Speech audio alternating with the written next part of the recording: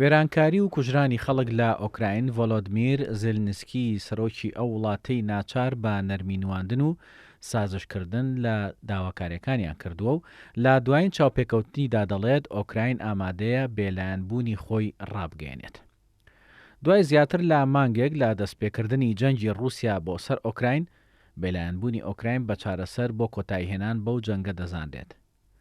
زێلنسکی لە چاوپێکەوتنێکیدا لەگەڵ چەند ڕاگەیاندنێکی ڕووسی ڕایگەیاندووە دۆسی بێلایەنبوونی ئۆکراین بە قوڵی تاوتوێ دەکەن کە یەکێکە لە خاڵە گرنگەکان لە دانوستانەکان بۆ کۆتاییهێنان بە جەنگ.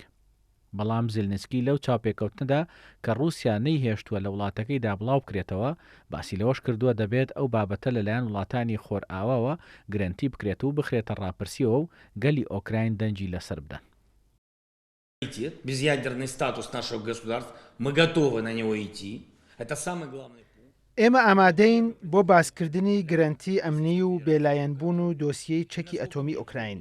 ئەمانە خاڵە زۆر گرنگەکانن. پێم وایە خاڵی سەرەکی سەرۆکی ڕووسیان بە قوڵی باس لە گەرنتی ئەمنی و بێلایەنبوونی ئۆکراین دەکەین. دەبێت ئەوە بکەین کە لە بەرژەوەندی وڵاتەکەماندایە. Но меня там интересует, чтобы это не были, знаете, как еще одна бумажка. زێلنسکی جەختیشی کردوێتەوە لە گرنگی چاوپێکەوتنی لەگەڵ ڤلادیمیر پوتینی سەرۆکی ڕووسیا و دەڵێت پێویستە ڕێبکەون و لە هەر شوێنێک بێت کۆ ببنەوە. بێلایەنبوونی ئۆکراین یەکێک لە سەرەکیترین مەرج و داواکاریەکانی ڕووسیا لە کیێڤ، بەڵام پرسیارەکە ئەوەیە بێلایەنبوونی ئۆکراین بە مانای چی دێت.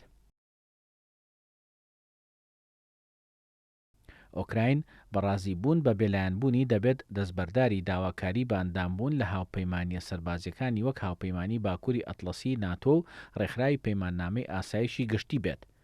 خاکەکەشی وەک ڕێڕەوی سەربازی بەکار نەهێنێت و لە جەنگەکاندا بێلایەن بێت و دەستوەردان نەکات.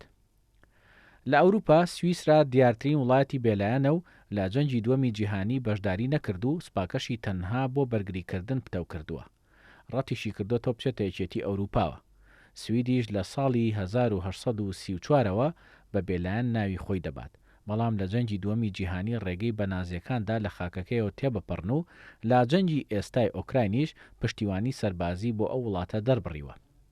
ئێرلەندا و فینلەندا و ماڵتاش ئەگەرچی ئەندامن لە یەکێتی ئەوروپا بەڵام بێلایەنن لە جەنگەکەدا و تەنها لەم شەڕی ئێستا فینلەندا هاوکاری سەربازی ناردووە بۆ ئۆکراین.